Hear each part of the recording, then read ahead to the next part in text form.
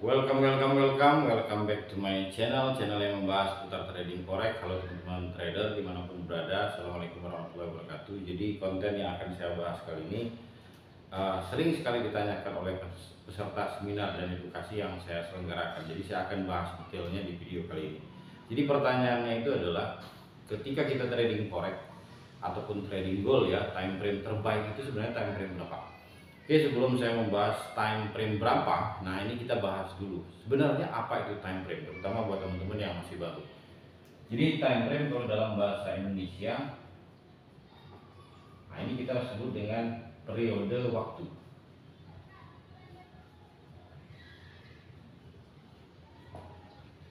Jadi periode waktu yang kita maksudkan di sini, setiap batang candle itu ada periodenya.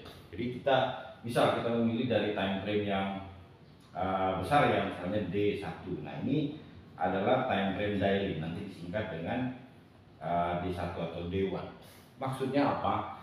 Jadi satu candle ini dia mewakili pergerakan selama satu hari.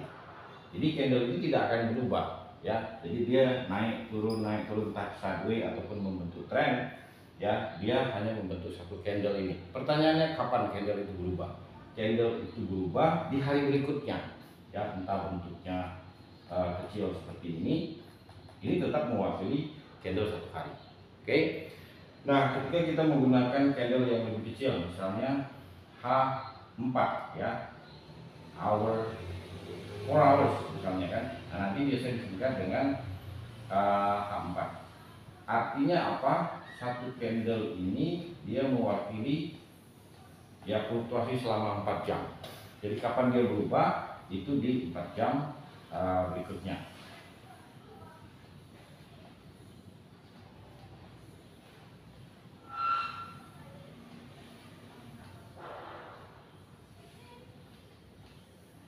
Oke.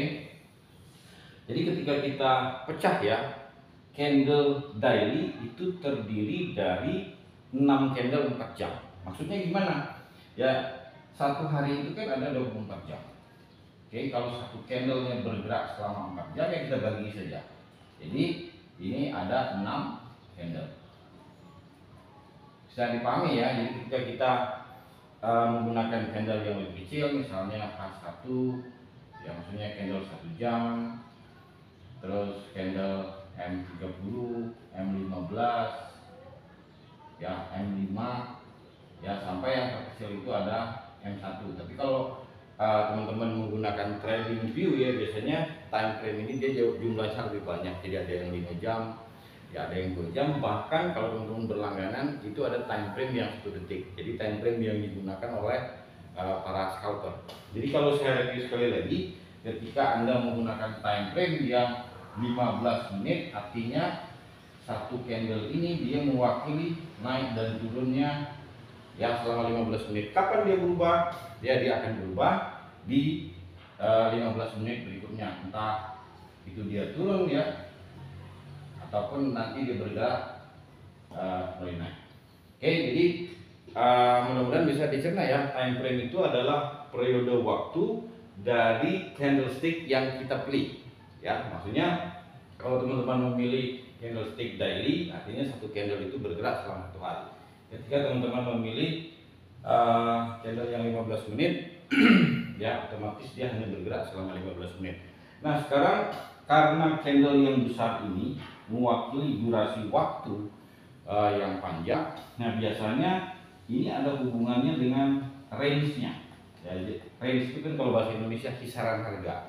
Jadi dari terendah dan tertinggi biasanya dia lebih besar ya dari candle 4 jam.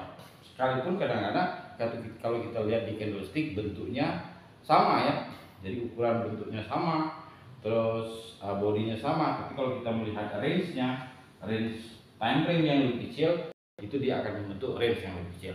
Nah, kembali ke pertanyaan semula ya, time frame berapa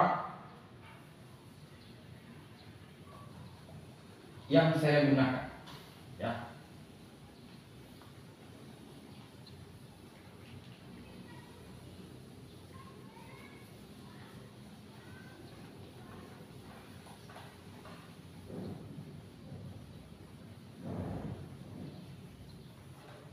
Oke teman-teman trader ya. Jadi kalau kita berbicara tentang time frame,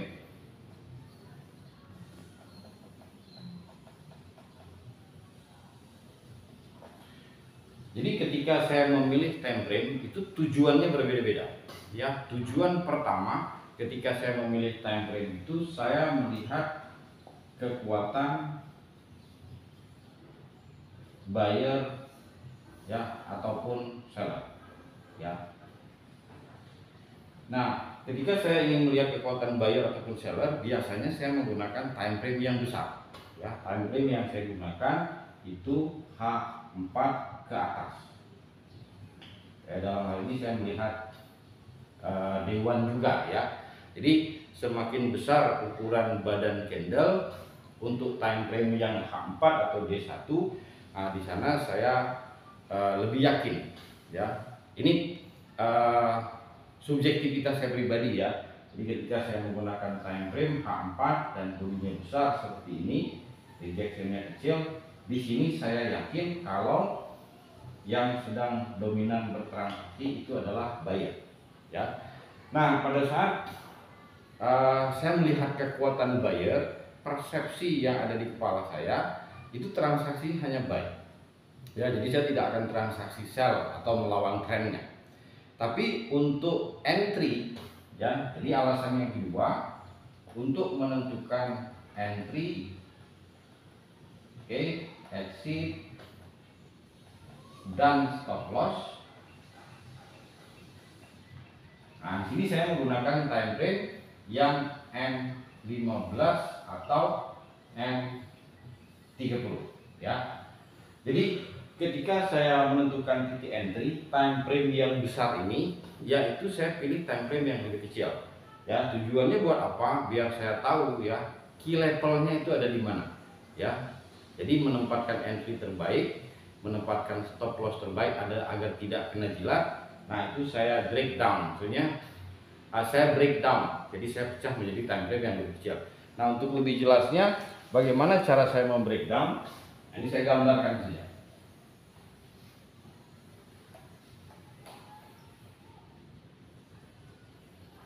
Oke, pertama saya pilih time frame yang H4. Jadi saya melihat ada satu candle besar, ya seperti ini. Oke, rejectionnya kecil. Di sini keyakinan saya yang dominan bertransaksi saat itu adalah buyer. Nah, ketika time frame yang besar saya pecah menjadi M30 ya atau M15. Sebenarnya time frame yang besar ini kan dia membentuk trend. Ya, syarat minimal pembentukan tren itu kan seperti ini. Ya, dia membentuk dari harga terendah tertinggi. Ya, dia retrace sementara ya, dia membentuk harga terendah yang lebih tinggi, dia membentuk harga tertinggi yang lebih tinggi. Ya. Nah, entry saya di mana ketika syarat minimal ini terbentuk ya, yang saya cari adalah retrace-nya. Jadi retrace itu adalah pembalikan sementara. Kenapa saya katakan ini pembalikan sementara? Karena ini kekuatan buyer, ya. Area inilah ya nanti yang kita sebut dengan key level. Oke.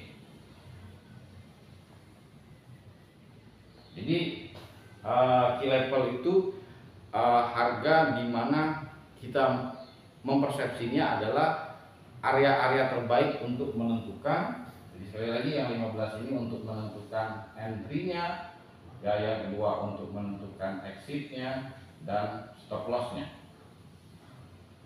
Oke. Jadi di key level ini kalau saya hapus gini ya. Saya ulang sekali lagi sebelumnya, dari H4 saya break menjadi M30 atau M15 ya, sehingga dia terbentuklah tren seperti ini.